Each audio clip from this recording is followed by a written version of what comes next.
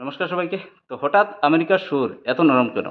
হঠাৎ এরা ভারতের উপর এত প্রেম কেন দেখাচ্ছে? এত দরদ কেন বাড়ছে? এখানে আমার চ্যানেলে আমি কোনো মিস ইনফরমেশন দিই না, এটা আপনারা ভালোভাবে জানেন। আমি যা দেই একদম তথ্যসহ, প্রমাণসহ দেই। তো আজকেও দেবো একদম প্রমাণসহ। কেন আমেরিকার সুর এত নরম? দেখেন, একটা সময় ভারতের উপর 25% ট্যারিফ লাগানো হলো। তারপর সেটা বাড়িয়ে 50% করা হলো। কিন্তু ভারত এতেও থামছিল না।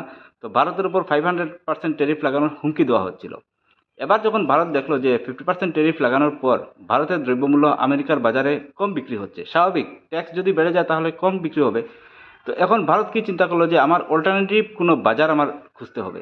তো ভারতের অল্টারনেটিভ বাজার কোনটা? এত বিশাল কান্ট্রির দেশ কোনটা?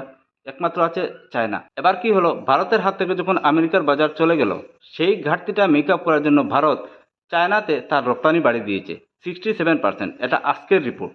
এবং সবচেয়ে বড় কথা হলো, ভারত এবং চীনের মধ্যে যে এই বাণিজ্য হচ্ছে, সেই বাণিজ্যে কিন্তু ডলার প্রয়োজন হচ্ছে না। ভারত চীনের মুদ্রা অ্যাকসেপ্ট করছে এবং চায়না ইন্ডিয়ার মুদ্রা অ্যাকসেপ্ট করছে। তো এতে কি হচ্ছে, ডলারের ভ্যালুটা দিন দিন কমে যাচ্ছে। এবং এই ভয় কিন্তু আমেরিকাকে, মানে রাতের ঘুম কেড়ে নিয়েছে আমেরিকার। এবার আমেরিকা দেখতে পারলো আমেরিকার হাত থেকে তো অলরেডি চীনের বাজার অনেক আগেই চলে গিয়েছে।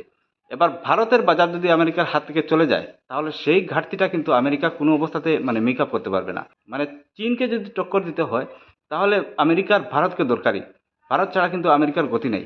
তো যখন আমেরিকা এটা বুঝতে পারলো, চালাক জাতি তো, তো যখন আমেরিকা এটা বুঝতে পারলো যে আমাদের হাত থেকে তো ভারতের বাজার এখন দিন দিন যাচ্ছে, তখন কিন্তু ভারতকে বিভিন্নভাবে প্রলোভন দেখানো হচ্ছে। এখন প্যাক সিলিকাতে অন্তর্ভুক্ত, আমি এটা নিয়ে ভিডিও বানিয়েছিলাম। এখন ভারতকে প্যাক সিলিকাতে অন্তর্ভুক্ত করা হচ্ছে। মানে ব্রিক্স কান্ট্রির দেশগুলা ইন্ডিয়াকে ওদের দেশে টানার চেষ্টা করছে। আর আমেরিকা প্রলোভন দিতে চাইছে কি, আমেরিকা ভারতকে তাদের কন্ট্রোলে নেবে, তাদের গ্রুপে রাখবে। তার মধ্যে সদ্য প্রকাশিত হলো ব্রিক্সের লোগো। সেই ব্রিক্সের লোগোতে দেখা যাচ্ছে যে ভারতের আধিপত্য কিন্তু নজর আসছে। তো এই যে ভারতের আধিপত্য নজর, এই ব্রিক্সের লোগোর মধ্যে আপনারা ভালোভাবে যদি নোটিস করেন, তাহলে দেখবেন যে এটার মধ্যে নমস্তের একটা সিম্বল আছে এবং পদ্মফুল। সবচেয়ে বড় কথা, এটা কি হচ্ছে, ভারতের আধিপত্য এটা কিন্তু পরিলক্ষিত হচ্ছে। এবং এই ভয় কিন্তু আমেরিকাকে দিন দিন রাতের ঘুম কেড়ে নিচ্ছে। এই জন্য ভারতের প্রতি এদের কিন্তু এখন দরদ বাড়ছে এবং বিভিন্নভাবে প্রলোভন দেখানো হচ্ছে। দেখেন, জিওপলিটিক্স এমন একটা জিনিস, এটা পুরো দাবার চালের মতো। এখানে কোনো আগে কেউ ডিসিশন নিতে পারবে না যে কোন গুটি আমি কোথায় বসাবো। আমেরিকা একটা চাল চলবে, ভারত একটা চাল চলবে, চায়না একটা চাল চলবে। সেই চালের উপর বেস করে আমেরিকা কিন্তু আবার নতুন একটা চাল দেবে। তো ভারত এবং আমেরিকার মধ্যে এই বাণিজ্যিক সম্পর্কটা কোথায় গিয়ে পৌঁছায়, সেটাই সবচেয়ে দেখার বিষয়।